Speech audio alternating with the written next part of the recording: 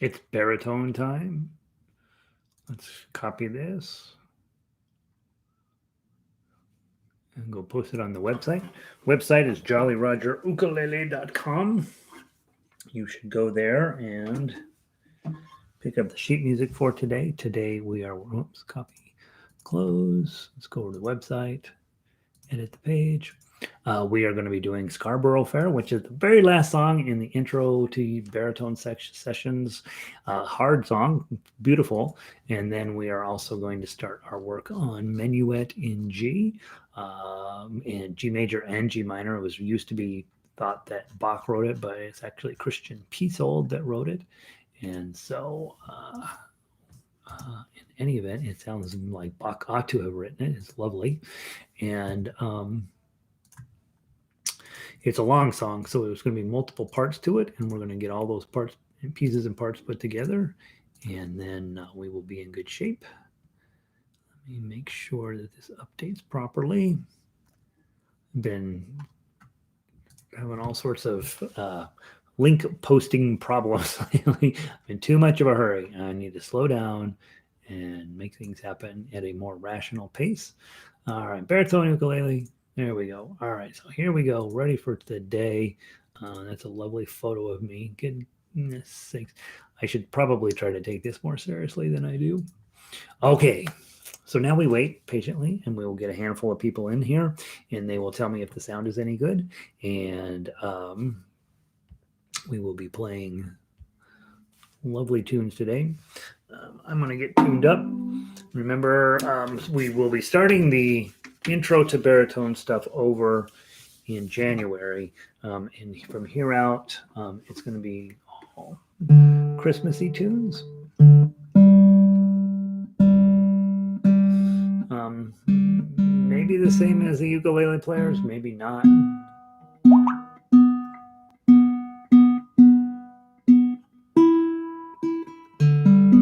Good morning, Terry. Good to see you. Sound is okay, I'm hoping.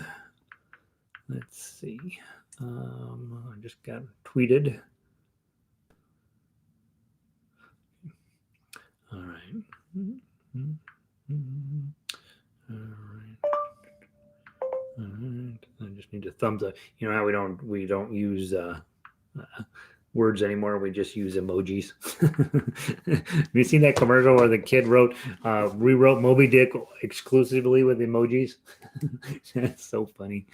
All right, let's see. Hey, Lanny, welcome in. I'm a star now. By the way, you guys should. Yeah, I was on TV last night. Great music ahead. Cindy's stoked. We got hard stuff ahead. So, Jack, baritone lover, sounds good. Yeah, they haven't posted the link up on the website yet, but as soon as the link ends up on the website, I will post. What a famous movie star I am, and in case you were confused about, how famous I am. Basically, you'll know how famous I am by how many people are in the widget. That's exactly how famous I am. Yeah, I will share the link as soon as I checked on their website this morning. It wasn't posted yet. It usually takes a day or two, probably. As soon as but it's channel 7, and it's just a little 1-minute piece on us, on me teaching you guys. So it was very sweet of them to come by and do that, and it was super nice that my ukulele orchestra people managed to somehow managed to make that happen, which is exciting. So yeah, so I'll post the link up as soon as I have it. And we'll start in 2 minutes, guys. I have to make short work of this today. I have an email sitting here that's actually important. Every now and then you get an email that's important, and you're like, oh God, I'm going to struggle to get that responded to. Because mostly I spend my life trying to figure out how to just delete emails. And it may have occurred to you that I'm not a huge fan of the email, in the sense that, what email is? We didn't have this growing up. Remember this? Before that? You know what we did before that? Nothing. We didn't do that. Oh, did you find the link on there, Terry? Okay, good. Yeah, thank you. I will post it. before email, we just talked to one another, right? And it turns out when you just talk to somebody, it takes a tenth of the amount of time that email and text take. Everybody thinks, oh, text will be fast. It's fast if you're just doing a informational, like, right? Hey, it's raining outside, send. But that's not what we use it for. It text, it's like, hey, on the third page of the Scarborough Fair in the fourth measure, there's a 6, and I think it should be a 7. And you're like, well, by the time we go back and forth, it's been an hour texting back and forth, right? Where we could pick up the phone. Hey, Gary, could you look at this piece of sheet music? I think there's a problem, and we'd have fixed it in a tenth of the amount of time. So I'm not a big fan of email and texting. Nevertheless, I also am not an old man yet. Well, I am an old man now, but I have a brain that says, yeah, we have to accept the fact that emojis are a thing. Yeah. And so I kind of, it makes me angry how much time I spend on that electronic communication when honestly, most of the time, most of this stuff could be much more expeditiously solved, or forget it. Just, what we do, we send out an email. Here's a little job for you. And I'm just as bad, right?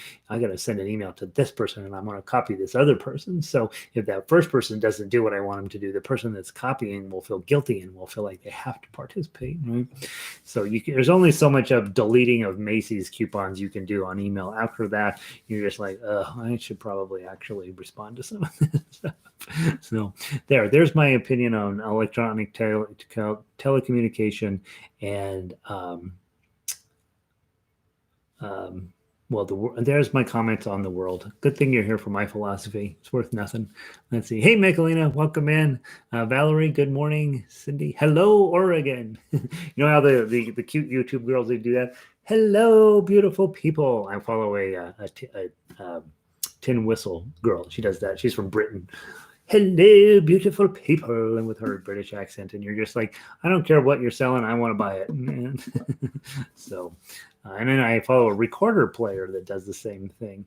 Hello, it's Recorder Dime. And she shows you your recorders. You're like, okay, cool. I want to hear her voice. Let's see. Pele, I have Bach Minuet Suite. Is this right?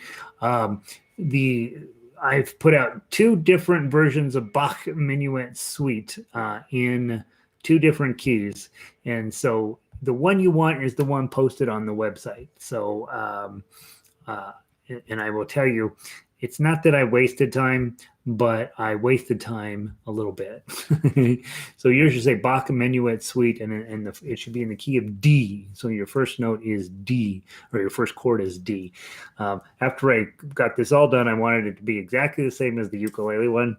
Then I found out that I did a version previously for Georgia, who is a baritone student who worked with me for several years, and it was in the key of A. And I'm like, well, I just did a whole lot of work for nothing. I could have just posted that one in A, and it'd have been fine. But you guys have the same shapes as the ukulele players now. So can't play with them, but if you've played this before with me on ukulele, you'll make short work of this. Good morning, Ray. Good to see you. All right, guys, I do have a couple of things I got to get to, so we're going to make pretty short work of today. And then I'll let you know I am running way behind on getting all this sheet music posted. And so I will get as much as I can to you as quickly as I can this week. Saturday turned out to be a bit of a show around here and for stuff in the building. And so I lost a whole day of productivity. So that's why I'm way behind.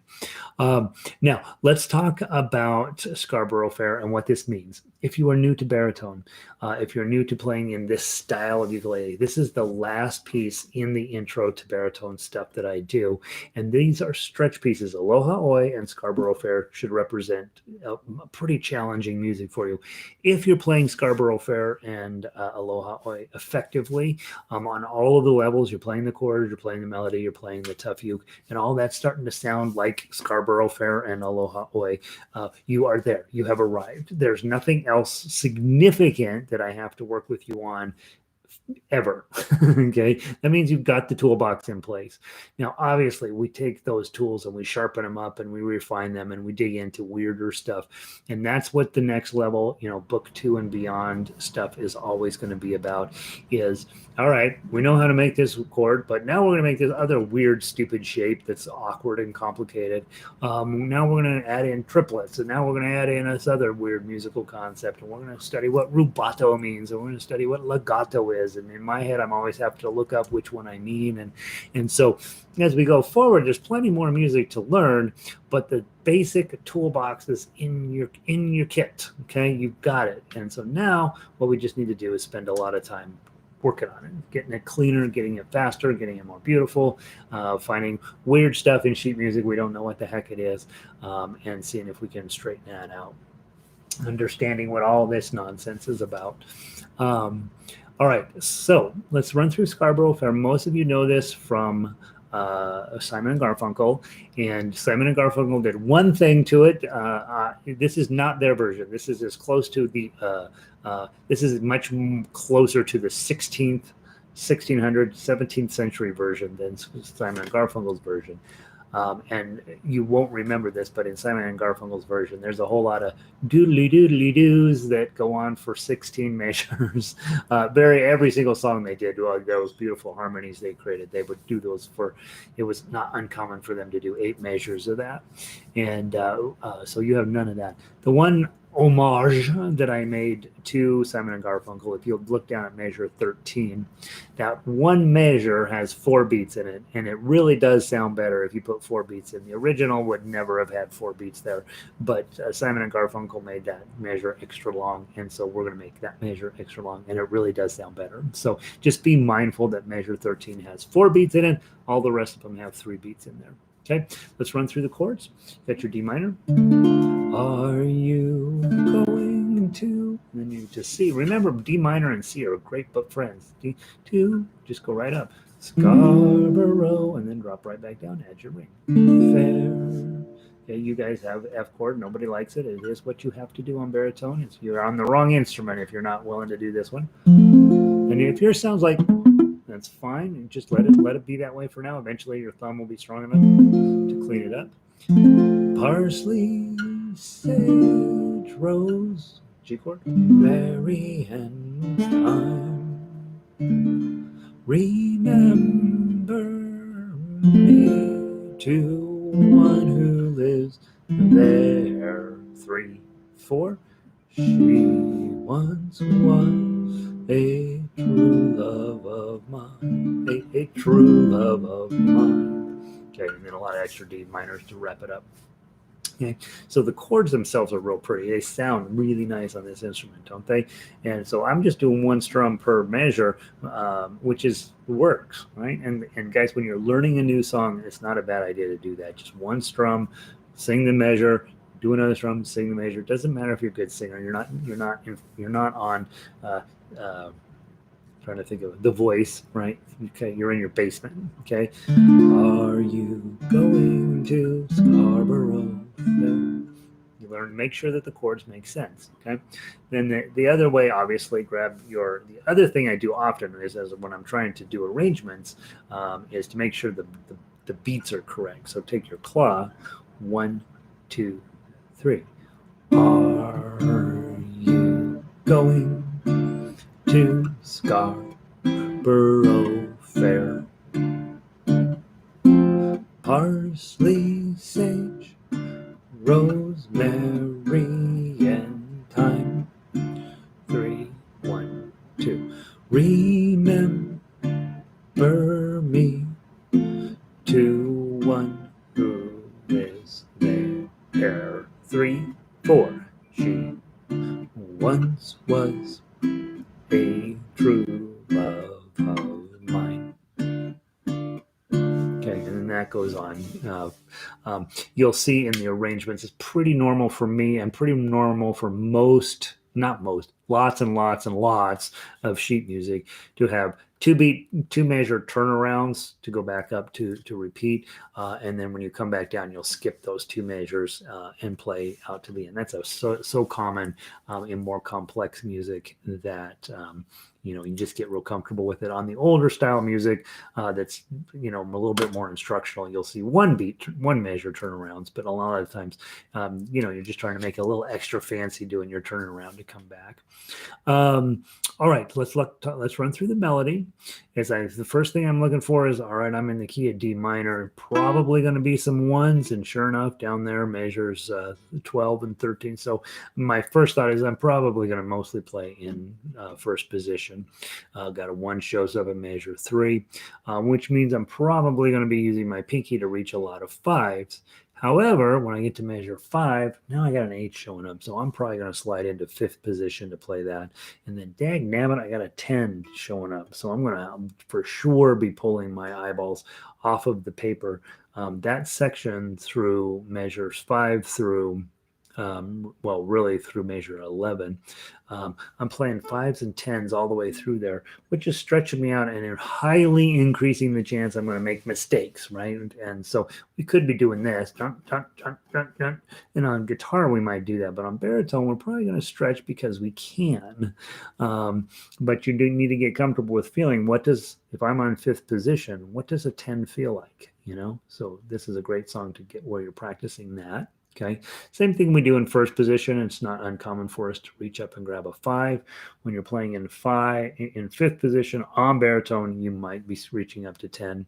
Okay, now theoretically you'd slide up to 7 to play the 10, but then you're probably increasing your accuracy, but you're also increasing the activity going on here, which you may or may not find helpful, because then when you're in 7th, you still got to reach down to 5. So I'm not sure you created yourself any success there. All right, let's take just a minute, walk through it, not too fast. 1, 2, 3. 3, 3, 5, 5, 5, 0, 1, 0, 3. Is that haunting? It's beautiful. Rest.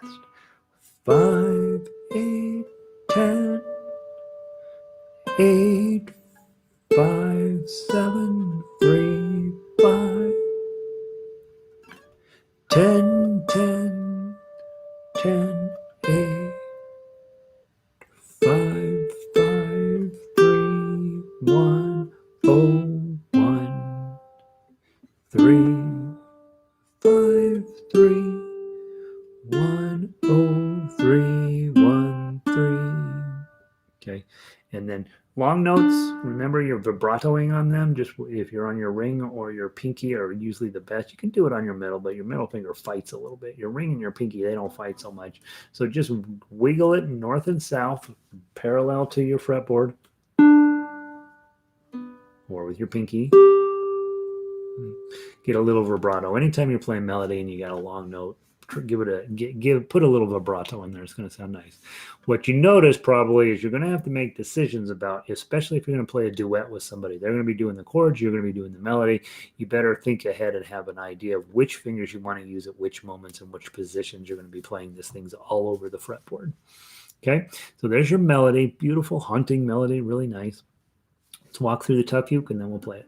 Okay, so you always start by grabbing whatever chord it is. Notice I started to grab a D and then I'm like, oh wait, I'm in D minor. So I switch that out. Okay, 0, 2, 3, and hit the 3 again. And then your pinky's gonna get up to 5. I really do want you to hit your pinky there. You can trade it out, index, middle, and pinky, but you're gonna set yourself up for more work down the road. If you can reach your pinky while holding the D chord or D minor chord, you're gonna be better off. Now do your C chord, 1, 0, D minor. F chord. Okay, and then slide up 5, 8. So whether you're using the full bar, but slide up, and I think it'll sound better. Okay, and you got your 5, 8, and then just little bar on 10. And get it clean. That's going to be the success or failure of the song, are these 10s.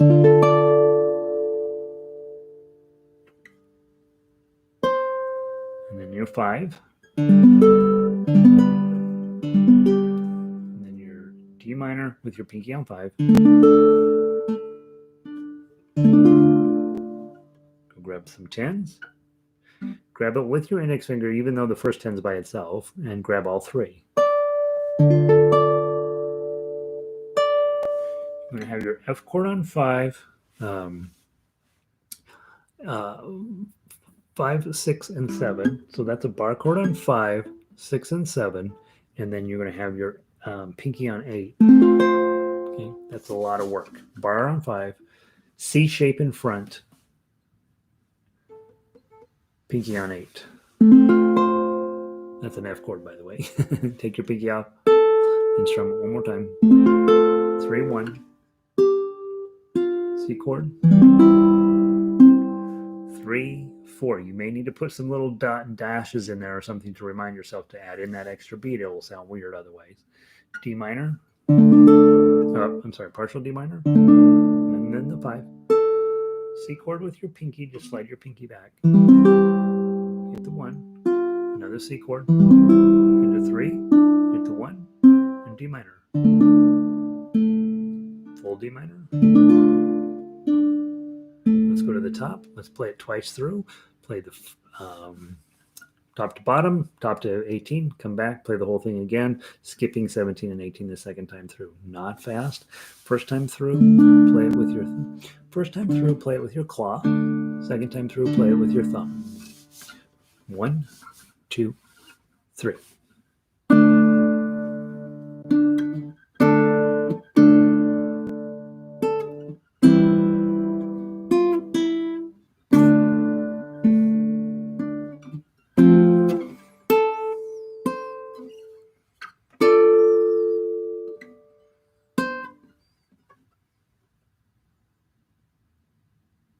Whoops.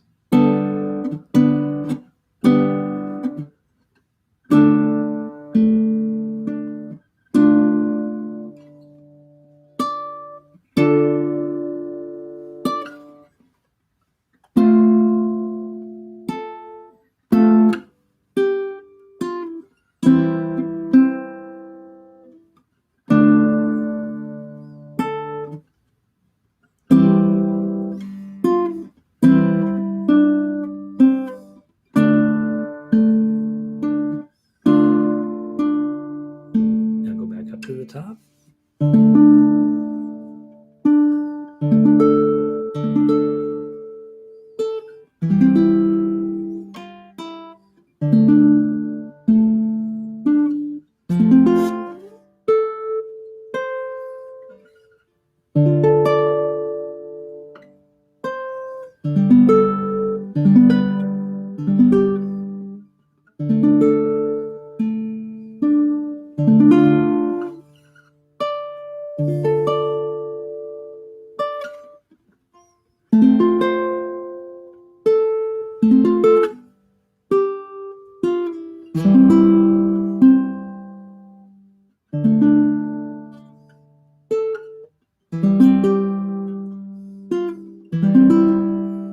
Second ending.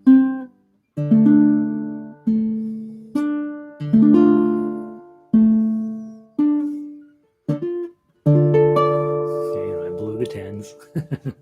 All right, so really nice song. Actually, very high level. There's nothing on this that is what I would consider beginner stuff. The chords are a little unusual. You got your F chord sitting there just waiting for you to mess it up. You got this high bar chord on 10. You've got this crazy F shape with your pinky. This one, by the way, on all of our music and books beyond book 2, this shows up all the time. And it's not particularly pleasant to play. You're going to be working on getting it on. You play it at a speed that you know you can get it on, and that's how fast the song goes. So really nice piece of music. I think everything is right about it. I don't see anything on there that I would change other than just logging in the time and getting it as smooth and beautiful as you possibly can. All right, I'm going to need to push on through into Minuet today. And again, if you're newer and you're like, man, this seems like a lot of hard work, just go in and do the melody until it sounds absolutely stunning, and then work on the tough acts. But I always want people to go back into the basics, always back to the basics. So playing melody is important. We play it on every single song on purpose.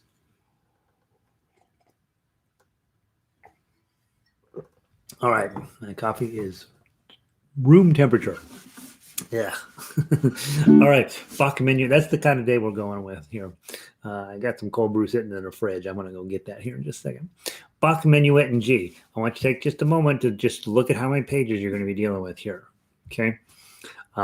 This is serious music. Okay. Why do we do it during Christmas time? Because it sounds kind of cool. Any tips for page management? This is your first 4-pager. Yeah, that's a great question. So when you get to more advanced music, you're going to start having to deal with page turns. So my first thought, when I am creating the original sheet music, I am thinking 2-page layout, right? So in this case, page 1, you go down, you go back, you go around, you go page 2. You'll notice at the end of page 2, I got lucky in that the repeat for the page 2 goes back.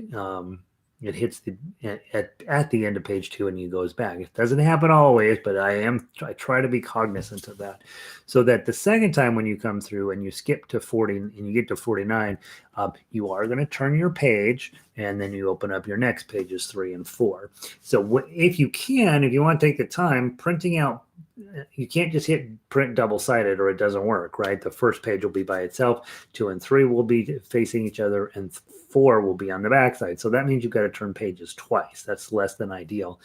If you print page 2 and 3 double-sided, then you only have to turn 1, okay? If your printer, that's a pain, just take some tape and tape the back of 2 to the back of 3. That way when you only have to, again, you turn 1 page and it just pulls it with it. Also with page management, reach up and dog ear it just a little bit. So when you get to the bottom of page 2, you reach up and you're ready to go. The business of reaching up and turning your page as an ensemble player is a nightmare. And it's like when you go to the symphony, they sit in groups of 2. One person is in charge of keeping the music going. The other person is in charge of reaching up, turning the page, and then getting back in. And so when it comes to page management, I would say just be mindful that it is entirely possible when you're playing in an ensemble situation that you're going to miss a note or 2. I've lost my marker here. That's very bad. Where could it have possibly gone to? When you get to a page turn, either you have to accept the fact you're going to miss some of the notes in the next measure, or you can go down and make some notations at the bottom of page 2. Hey, here's what's going to happen on page 3, so that you can keep playing. The other thing is to just like accept the fact you might miss a few notes. Yeah, I got to miss a few notes while I turn the page. That's part of it. And notice in our orchestra, when we first start a new piece, we're playing along, play, and then we have a page turn and the sound goes way down. And the only people that are playing are the crazy people. And then the sound comes right back up in a measure or 2 as people get their pages turned, right? And and the reason I call them crazy is they've gone ahead and memorized whatever there's on the next page. I don't begrudge them that. Honestly, that's super cool that their brains work like that. But I would never be that guy. I'm like, okay, here's page turn. I'm going to miss whatever the first measure is. Then I'm going to get back in and play.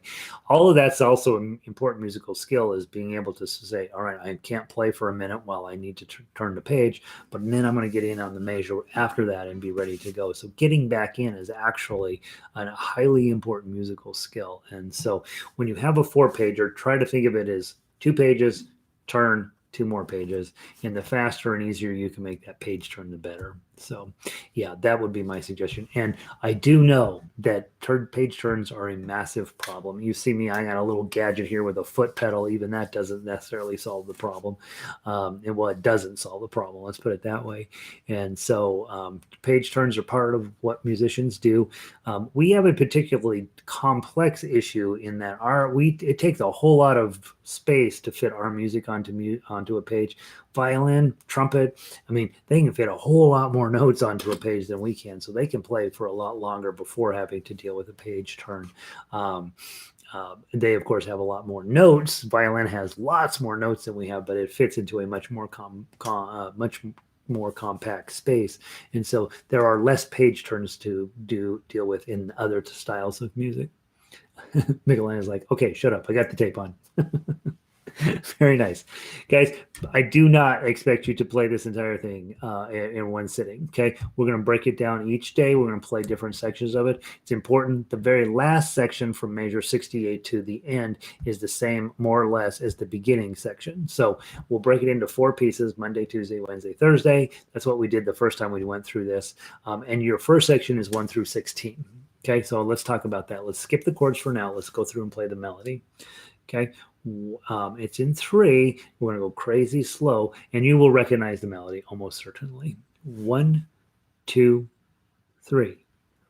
5, 3, 0, 2, 3, 5, 3, 3, 7, 3, 5, 7, 9, 9, 10, 3, 3, 3, 5, 3, 2, 0, 2, 3, 2, 0, 3, 2, 3, 0, 2, 3, 2, 0, 5, 3, 2, 5, 3, 0, 2, 3, 5, 3, 3, 7, 3, 5, 7, 9, 10, 3, 3, 3, 5, 3, 2, 0, 2, 2, 2, 3, 2, 0, 3, 0, 2, 0, 3, 2, 3, 5, 3. Okay, so with this one, you're going to be, I didn't leave enough room for the chords on the repeats. What you will see with this one is that bum ba da da da bum bum bum bum ba da da da bum bum bum, and you're going to be again all over the fretboard. And so, being thoughtful as you're working on melody only, what are the good positions for me? And you heard me miss a couple of notes because I haven't made final decisions on my fingering. Okay, so you take that melody, beautiful melody. Just I want you to play those 16 measures, and then when you hit 16, you come back and play that whole thing again. Second time through, you skip 16, play 17, and then you move into section number 2. Okay, so so there's that. Now, the chords are pretty straightforward, honestly. That's the beauty of classical music. It is often pretty straightforward chords. Okay, so bum, and grab your D chord. Bum, ba da bum, bum, bum, bum, and then the C chord. Bum, ba da bum, bum, bum, A7. Bum, ba da bum, ba da bum, ba da bum, bum, bum. Bum ba da bum bum bum bum ba da bum bum bum bum ba da bum ba da bum ba da bum. Okay, so also notice I gave you sometimes the regular A7 and sometimes the more advanced A7, depending on what was going on in the tough uke line. Okay, I didn't fix that everywhere in the song. I fixed that mostly where it was relatively straightforward. If it's a couple of plays, this gets kind of complex and messy, and you're just going to have to figure it out. We'll work on that as we get there. Okay, tough uke, D chord with your pinky, 3023. D chord with your pinky, couple of 3s. G chord, but a 7 on top, 3, 5, 7, 9. Pinky on 10, bar on 7. Couple of 7s. Okay, slide your bar all the way down and grab the 3. 5, 3, 2, 0. Nice D chord. 3, 2, 0, 3. Little A chord. 3, 0, 2, 3. D chord 0. 5, 3, 2. Then a D chord with your pinky. This all goes back to the same main theme.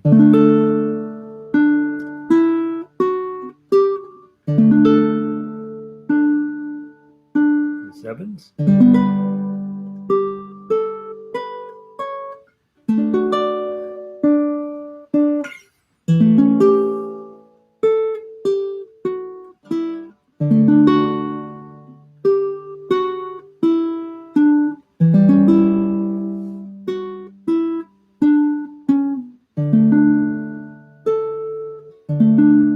Okay, that's it. Okay, a couple of things I would say about this. You'll go through. This is don't move ahead in this song. We got all wait to get through the rest of the song. Really get this part nailed. I will tell you two things. These are a bit judgmental things I'm about to say. When I go around the internet and I watch what other ukulele players are doing, for the most part, it's somewhere over the rainbow, and I'm okay with that. I'm not against that. I think that's fun for those people who want to do that.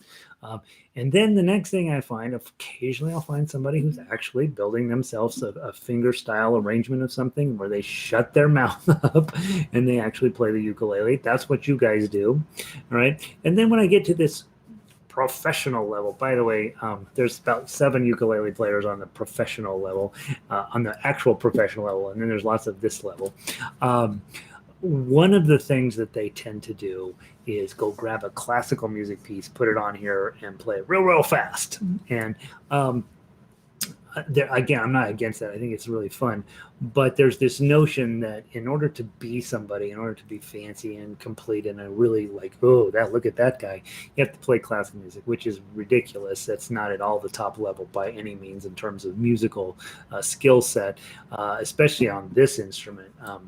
Jazz is much harder to play than this. So when you see somebody playing classical music super fast, they're trying to give you a demonstration of how cool this instrument can be and how cool they are.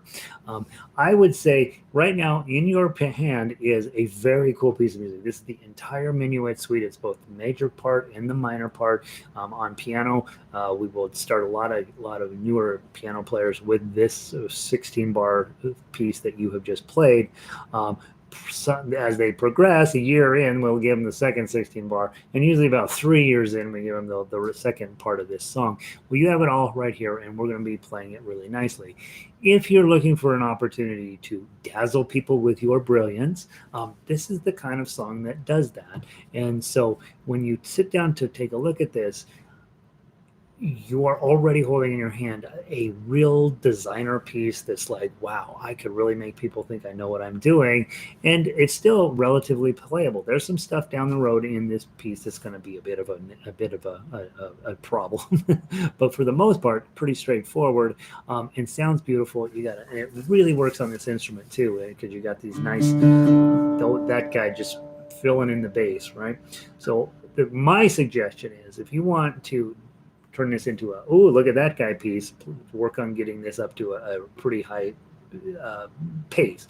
Bum ba da da da bum bum bum bum ba da da da bum bum bum bum ba da da bum ba da da bum ba da da bum. That would be pretty decent pace. But if you're just looking for something beautiful that you want to show people, you can slow this down quite a bit. Bum ba da da da dum bum bum bum ba da da da bum bum bum, right? So no reason to think that there's any particular pace that you have to be playing at. The one thing I would suggest is, as you do these repeats, every single section is repeated twice. Think about the first time you play through it, playing it with your claw, second time with your thumb. I like going claw first and thumb second, because claw will sound more classical, and they'll be like, oh, he's playing classical. Then when you go to thumb, it creates that beautiful full round nice sound we like from ukulele, and then you can end up being like, oh, that's even better. Right? So first, I'm gonna play it. I'm just gonna play it, right? And you can play along with me. I'm gonna play it pretty slow, and I'm gonna play it the first 16 measures with my claw, second time with my thumb, and you'll see how it sounds very classical right off the bat, and then it's classical, right? Lots of little notes, and followed by a little bit bigger sound when you bring in your thumb and play it that way. Okay, so 2 different ways of playing tough uke, which is what we work on all the time. Is here's the music. attack it in your way, and that could be, you know, the more tools that you bring to the box and the more things that you feel comfortable with, the better and overall more interest that your sound creates. Okay, from the top, 1, 2, 3.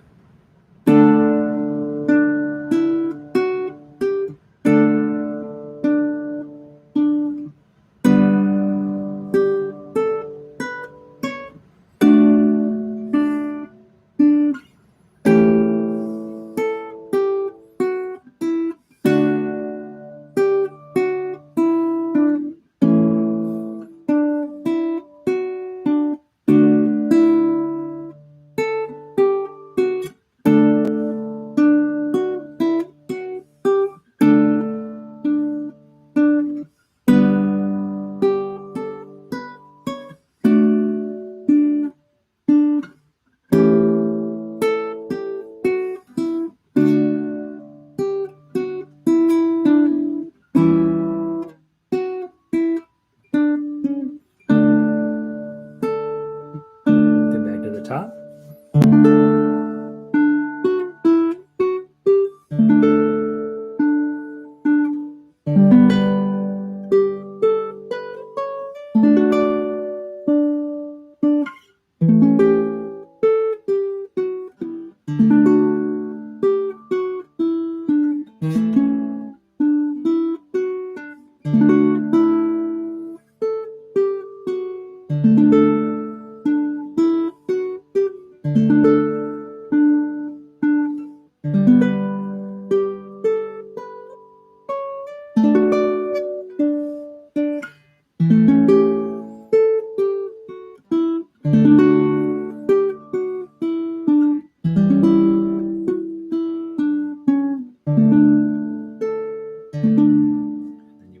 To measure 18. Doesn't that sound pretty? Just work on those 16 measures. Don't go ahead. Don't try to get the whole song done. Just work on those 16 measures. Get those as smooth, as beautiful, and as nice as you can. If tough uke is too tough for you, that's perfectly fine. Get the melody just clean and pretty as you possibly can. And what we'll end up with is this piece that's classical music that people would be like, oh, you really are a serious musician. Okay, so it's, some of that is I'm a little bit judgmental about some of that in the sense that most of the professionals that I see working, they've memorized a handful of songs and play them really fast, and we are intended as a consumer audience to think, oh, that person really knows what they're doing. I'm going to go pay to listen to them, and that's the opposite of what I teach, which is you're supposed to stop listening to them and you're supposed to start being them. And the way you be them is take pieces of music, learn to play them at whatever level your skill set will allow you, as clean and beautiful and as legitimate as possible. And I don't think it has to be classical music. Honestly, I know a guy who plays a killer version of Three Blind Mice. That's what I want you to be able to be. Okay. The kind of Three Blind Mice you're like, is that still Three Blind Mice he's playing? Because that's an awful lot of notes. All right, there we go. Love this, right? And it's good music. It's beautiful. It's a song. People know the parts, pages 3 and sections 3 and 4 a little bit less, but they're actually prettier. So we'll get to all of that this week. We'll do one section at a time, and then on Friday we'll play it top to bottom. I adore this piece. I think my arrangement on this should go into the Smithsonian. It's that good. It's not that hard to arrange this stuff. So classical music is really it's lovely because it follows the rules. It's not like jazz where they do whatever the heck they want. So yeah. Or folk music, holy Moses, that sometimes doesn't follow any rules either. All right, kids, that's all I got for you today. I gotta ditch out early. I gotta go figure out what the heck's going on with my building and finish my coffee before harmonica. I'm one short on harmonica, and they're gonna stab me and kill me. I don't want to die today, so I gotta figure out a good excuse why I didn't get the other harmonica song done. You're welcome, Michelina. Glad you're here. You put in a really long time, a lot of work on this, Michelina. You're probably playing really well. I hope. It's a nice arrangement, right, Terry? Thanks. Thank you. Appreciate that. Cindy, Smithsonian or the library? Everything I have is going to end up when I die. Here's my plan. About a week before I die, I'm going to know when I'm going to die. And I'm going to say, all right, all of these arrangements that I have that I'm keeping in my computer, we're just going to dump them all on the web, and I'm going to tell just hopefully they'll just live there on the web forever. People 100 years from now, they'd be wandering around the internet going, what's this PDF from 2020? Oh, it's Gary on ukulele. Let's play this, see what it sounds like. You bet, Lanny. Good to see you. Ray, good to see you. Can we still see your TV award show at 11 today? I think that's what they said. Channel 7 at 11. That's what they said. So we'll see. And then Terry said he found the link and he was going to email that to me, and I will post that on there, Pele. So if you missed the television show, we have the internet now. So, all right, kids, I'll see you guys later. Have a wonderful day.